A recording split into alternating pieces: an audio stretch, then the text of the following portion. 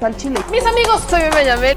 Bienvenidos a su chile favorito. Aquí las noticias o te enchilan o te dejan picar. Y en materia de revocación de mandato hay varias cosas que quiero puntualizar, pero particularmente quiero puntualizar el pleito que se da, porque lejos de hablar sobre el tema del presupuesto, ¿no?, que sí se tocó, digamos que el punto más álgido de esta discusión se entorna en cuanto a la denuncia penal que presentó el presidente de la mesa directiva en contra de los consejeros. Y entonces, vamos por partes.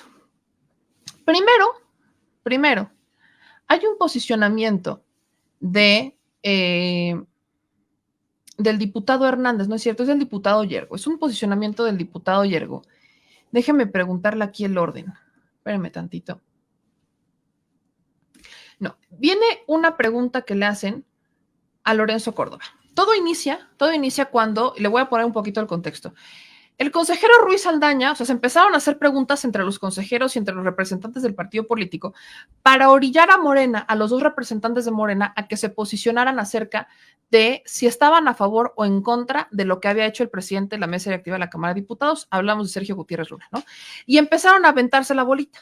Y entonces el consejero Ruiz Saldaña le pregunta al consejero Córdoba y le dice al consejero Córdoba que valdría la pena que los partidos políticos dijeran si se les consultó, algo que sabemos que no se les consultó, para que el presidente de la mesa directiva de la Cámara de Diputados utilizara la atribución que tiene para presentar esta denuncia penal. Y se empiezan a hacer estas preguntas. Y en una de estas preguntas interviene el diputado Yergo, que es el consejero de Morena. Ahorita le voy a explicar bien si es el consejero o el representante, porque son dos y son diferentes. Y le pregunta al diputado Yergo a Lorenzo Córdoba si estaría dispuesto a renunciar al seguro, al famoso seguro, con tal de hacer un ahorrito más en cuanto a la revocación de mandato. Aquí les va la pregunta que le hacen a Lorenzo Córdoba, que le hace el diputado Yergo a Lorenzo Córdoba al respecto de esto, porque aquí es donde empieza a subir de tono la discusión y empiezan como a quererse poner el pie unos a otros. Escuche esto. Solo quiero nada más conocer su respuesta, sí o no. ¿Está usted de acuerdo en renunciar al seguro de gastos médicos mayores contemplado en el presupuesto del Instituto Nacional Electoral y destinar esos recursos al ejercicio de revocación de mandato? Solo quiero nada más, de manera muy puntual, sí o no. Gracias por su pregunta y le voy a contestar, pero no le voy a contestar como usted quiera. Le voy a contestar utilizando todo mi tiempo en el ejercicio de mis facultades reglamentarias, diputado. La respuesta es no. ¿Y sabe por qué? Porque sería ir en contra de lo que dice la suspensión que nos otorgó el ministro González Alcántara y sería ir en contra de lo que dice el Tribunal Electoral en su sentencia. Por lo tanto, la respuesta es muy clara y contundente. No, diputado, no pretenda que el Instituto Nacional Electoral viole la ley y viole las sentencias. Si ustedes lo hacen, esa será responsabilidad de ustedes. Aquí no se va a afectar la revocación, los derechos laborales porque no se va a violar la sentencia. Y si la revocación de mandato no se puede hacer como lo mandata la ley, no va a ser responsabilidad de ese instituto. Hoy ya queda muy claro y eso hay que celebrarlo. ¿Quieren una revocación de mandato bien hecha, diputado?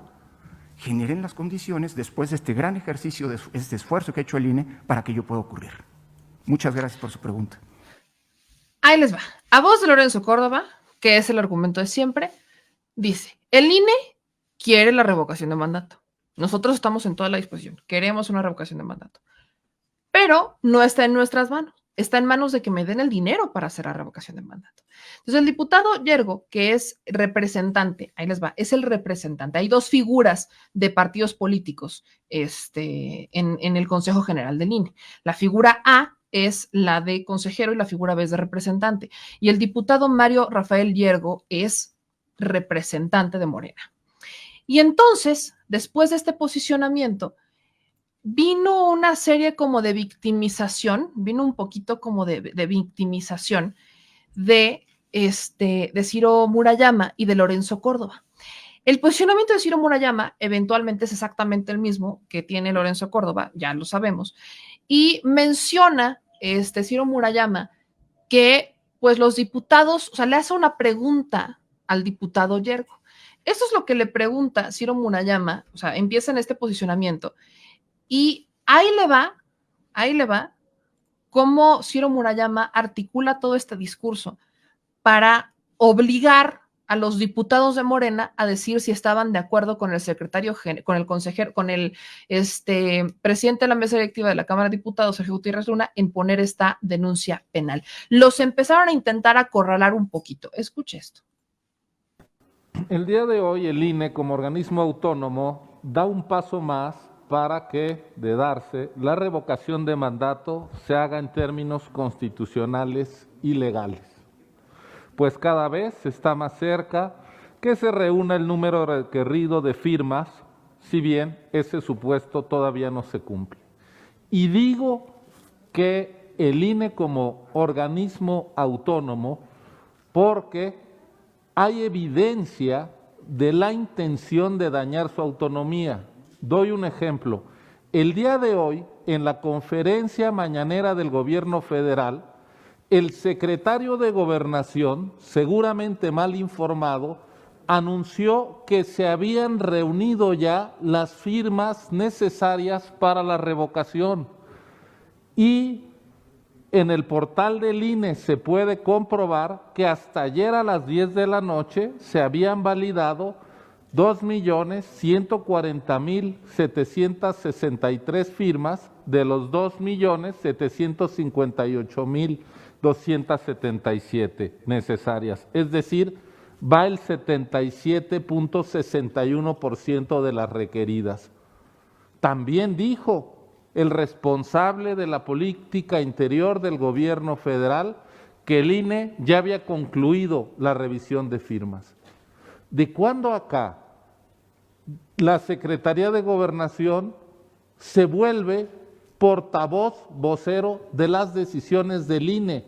Es una clara intromisión a nuestras atribuciones. Ese es el clima en el cual estamos tomando decisiones. Sin duda es altamente probable que se reúnan esas firmas. Será cuando termine la revisión en términos legales a cargo del INE, no de Gobernación. El anuncio lo hará el INE, no el gobierno. Respeten la autonomía y defender la autonomía no es ser oposición ni jugar partidistamente, es tomar bandera por la Constitución y las leyes. El Consejo General va a tomar hoy, está tomando dos determinaciones siguiendo la sentencia del Tribunal Electoral del 29 de diciembre. La primera es hacer adecuaciones presupuestales internas y enseguida calcular el faltante de recursos que se solicitará a la Secretaría de Hacienda. En lo que hace al ajuste interno de recursos, el INE desde el 10 de diciembre del año pasado logró generar suficiencias por 1.503 millones de pesos. Hoy se suman otros 64.46 millones de pesos que se liberan del presupuesto base para dedicarlos a la revocación. Es falso que solo sea de algunas áreas, el presupuesto base es de todo el instituto. Así llegamos a un total de 1.567.5 millones de pesos de disponibilidad del INE para las tareas de revocación. Y además se ha hecho un esfuerzo por reducir los costos del ejercicio. En primer lugar, se ha reducido el tiempo de trabajo de campo, de capacitación de 89 a 70 días, lo que nos permite un ahorro sustantivo de más de 300 millones de pesos, se prescinde de papel seguridad, no se dará apoyo económico a visitantes extranjeros, se hacen cálculos para solo poner el material necesario en sanitización de casillas, se reducen algunos equipos de trabajo temporales y se llega hacia una disminución de costos de 523.7 millones. Si sumamos la disponibilidad del INE y la reducción de costos, tenemos que este esfuerzo llega a 2.091 millones de pesos.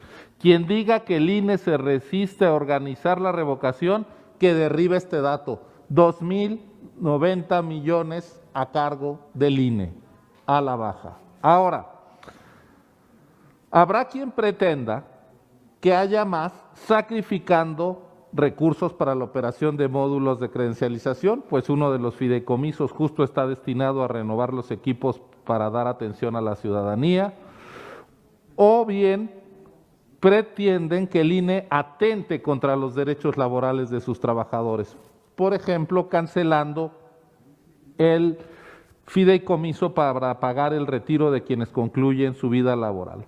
Pero más allá del despropósito, la sentencia del tribunal que nos mandató a hacer los ajustes también puso límites, cito, los ajustes deben hacerse, abro comillas, sin afectar sus obligaciones constitucionales, legales, estatutarias y laborales. Fin de la cita. ¿Y qué dice el estatuto, diputado Hernández? Que las prestaciones son parte de los derechos. Y ustedes lo que nos están pidiendo es que lastimemos prestaciones, es decir, que vulneremos derechos. Pero ya la Corte emitió una suspensión sobre el presupuesto de 2022, protegiendo las percepciones de los trabajadores del INE, y el tribunal se ha también pronunciado. Lo que ustedes nos están pidiendo, además de que nos coloquemos en una actitud pusilánime ante la gente que trabaja en el instituto, dañándole sus derechos estatutarios, es que vayamos contra la Corte y el tribunal. Eso no lo haremos nunca. Ahora bien, la segunda parte del acuerdo es la solicitud a Hacienda, que, como ya se ha señalado, asciende a 1.739 millones de pesos. Hacienda tiene que responder, como lo mandó el Poder Judicial, a la brevedad, de manera fundada y motivada. Debe considerar que se está en presencia de una obligación de todo el Estado mexicano, que involucra la participación de la ciudadanía en la vida pública del país, y debe tomar en cuenta el deber que tiene de hacer efectivo el ejercicio del derecho político electoral de los mexicanos para participar en la revocación. Hay que decirlo con toda claridad. Hoy la posibilidad de que se instalen 161,000 casillas está en la cancha de Hacienda, del Ejecutivo Federal. Si el gobierno rehúsa a dar recursos al INE, no va a ser posible tener las 161,000 casillas. Creo, mis estimaciones, es que con las suficiencias propias del INE estaremos en alrededor de un tercio de esa cifra, de las 161,000. Si nos dan la mitad de lo que pedimos, pues quizá lleguemos a poco más de 100,000. Ojalá que haya sensibilidad desde el gobierno, a pesar de que hay malos indicios, como ya lo señalaba la consejera Favela, con el escrito que mandó Hacienda ante el tribunal pidiendo aclaración de sentencia cuando es muy clara. Así que el INE acata y tiende la mano al gobierno. Está en sus manos que la revocación se dé en términos constitucionales y legales. Gracias. Y entonces, el resumen ejecutivo de todo esto, porque por supuesto que hay un resumen ejecutivo, es que están diciendo, en la cancha está la Secretaría de Hacienda. ¿Qué hizo la Secretaría de Hacienda?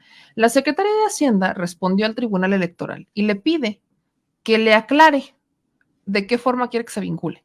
O sea, Rogelio Ramírez de la O no va a soltar la lana tan fácil. O sea, estamos hablando de una persona que las políticas hacendarias o la forma de actuar de Rogelio Ramírez de la O sí es un poquito más radical a la de Arturo Herrera, por ejemplo. O sea, Rogelio Ramírez de la O sí es más de apretarse el cinturón, sí es más de izquierda radical. O sea, sí es cierto. Y lo han cuestionado, y a Rogelio Ramírez de la O estuvo muy cerca del presidente, es una de las personas más cercanas al presidente Andrés Manuel López Obrador. Es mucho más duro Rogelio Ramírez de la O. ¿Qué les hace pensar que les va a soltar tan rápido la lana. Yo les dije, no va a ser tan rápido, les van a soltar, no les van a soltar la lana tan rápido. De hecho, el propio INE, en todos sus discursos, sobre todo en el de Lorenzo Córdoba, reconocen que no solamente está en manos de la Secretaría de Hacienda el que les den o no más dinero para la revocación de mandato, sino que también está en manos de Hacienda el que les revisen las cuentas y les hagan ajustes presupuestales. Lo reconoce el propio Lorenzo Córdoba. Lo decía hace un rato, si ustedes deciden quitar, o sea, ya están reconociendo el que la Secretaría de Hacienda podría perfectamente hacer recortes presupuestales al INE.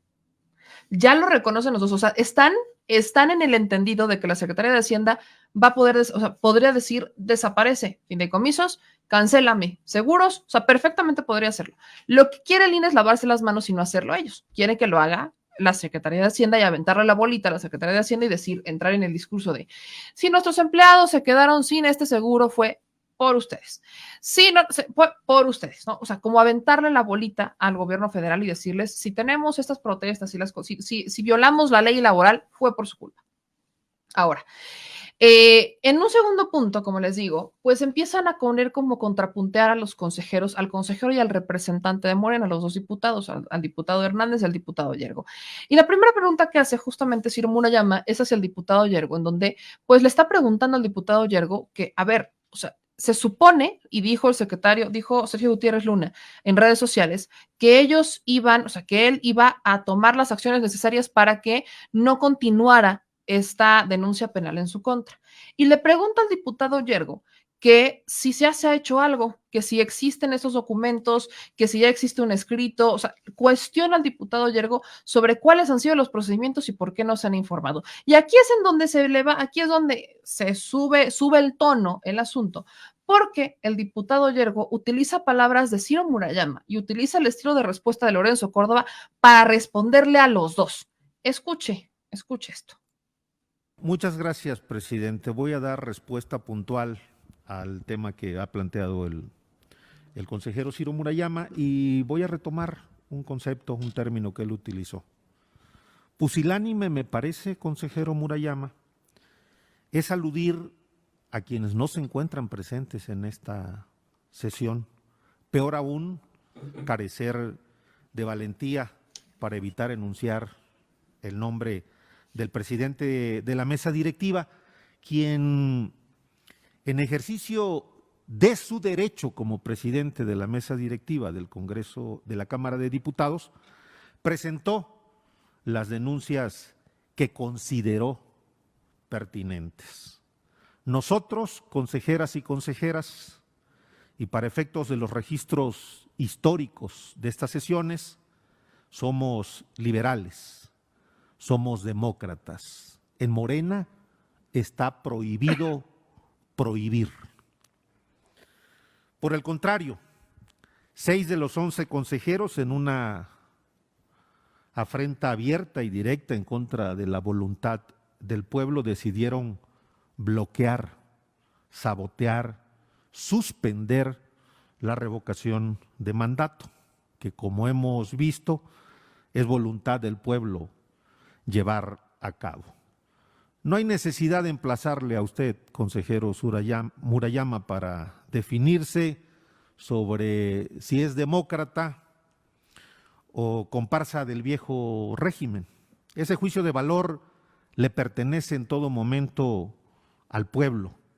Y debo decirle, consejero Murayama, que ante el tribunal de la historia, usted y algunos de sus compañeros ya han sido sentenciados y no precisamente como leales a la patria. Nadie les juzga por pensar diferente. Es falso que se les señale por ejercer lo que a su derecho convenga. Aquí cada quien siembra, cada quien cosecha lo que siembra. El tren de las definiciones se les fue en el momento que votaron y argumentaron para suspender este ejercicio de democracia participativa, por lo que se quedaron sin autoridad moral para emplazar a nuestro movimiento. Decirles que yo ostento aquí calidad de representante de Morena ante el Consejo General del INE. No soy oficialía de partes de nadie. Si alguien quiere ejercer su derecho a la información, que lo haga, que le dirija el escrito al presidente de la mesa directiva con base en el 8º constitucional. Aquí hay muchos asesores que ganan más que el presidente de la República. Ahora, si a bien tienen, puedo ofrecer mis servicios como abogado consejero Murayama para presentar el escrito o hacerle el escrito y presentárselo al presidente de la mesa directiva. Muchas gracias, presidente. Buenas tardes. Gracias, señor representante. O sea, en resumen, si usted quiere que yo le vaya y le diga a Sergio Gutiérrez Luna y que le presente el escrito, contráteme como abogado y hablamos, si quiere y si le parece, porque oficialía de partes no soy. Con permiso. Así fue la respuesta del diputado Mario Rafael Yergo, que recibió muchas críticas, ¿no? Él es un diputado que en algún momento estuvo en el PRI y entonces desde el PRI le tiraron, el Movimiento Ciudadano le tiró, el PAN le tiró, o sea, todos se le fueron encima a este diputado. Y entonces quieren contrapuntear a los dos personajes de Morena que están ahí dentro y recurren a empezar a hacerle preguntas al diputado Hernández, que es el consejero. Recuerden que hay un consejero y hay un representante. Bueno, el consejero, que es el diputado Hernández, de una forma todavía mucho más elegante, digamos que cada uno tomó una visión. El diputado Hernández toma la postura que toma el presidente Andrés Manuel López Obrador de este lado, de la denuncia penal no era para mí el camino, no lo dice con todas sus letras, pero a eso está encaminada su respuesta, y les da también una buena lección. Y el diputado Yergo aplica un tema más revolucionario, vamos a llamarle, como el de Sergio Gutiérrez Luna de hay que demandarlos, porque, y dice, yo no soy oficialía de partes, y es el que está cuestionando constantemente a los consejeros. Pues resulta que ponerlos, o sea, que querer ahí como ponerlos en contra a uno con otro, tampoco les funcionó. Escuchen la respuesta del diputado Hernández. Es una respuesta que incluso celebra Lorenzo Córdoba y le agradece, que celebra y le agradece Ciro Murayama, que celebra y le agradecen todos, o sea, prácticamente todos ahí le celebran y le agradecen al diputado Hernández por la respuesta que da. Intentan poner en contra los dos consejeros de Morena, los intentan contrapuntear, así vamos a ponerlos en contra, quisieron aplicar el divide y vencerás, y al final el diputado Hernández también les dio una cucharadita de su propio chocolate, pero de una forma, digamos, más al estilo de la ideología del presidente López Obrador. Presidente, con gusto habré de responder, obviamente, a algunas de sus dudas, sus inquietudes, pero por supuesto que quisiera iniciar precisando algo. El marco normativo de la Cámara de Diputados establece que por año legislativo las tres principales fuerzas políticas, las mayoritarias, tendrán la presidencia de la misma mesa directiva. Para este año, como tal, le compete a la primera fuerza política. Si el presidente de la mesa directiva actúa conforme a su criterio, su derecho, les tendría que decir a los compañeros que han participado siendo diputados y que no les consultaron sobre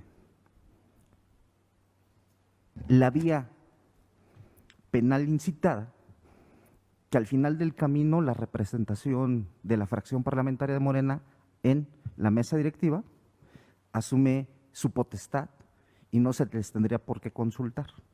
Indudablemente, en su momento, en su caso, hay un voto ponderado y así se definen las cosas en la Cámara de Diputados. Está reglamentado el voto de las fuerzas políticas.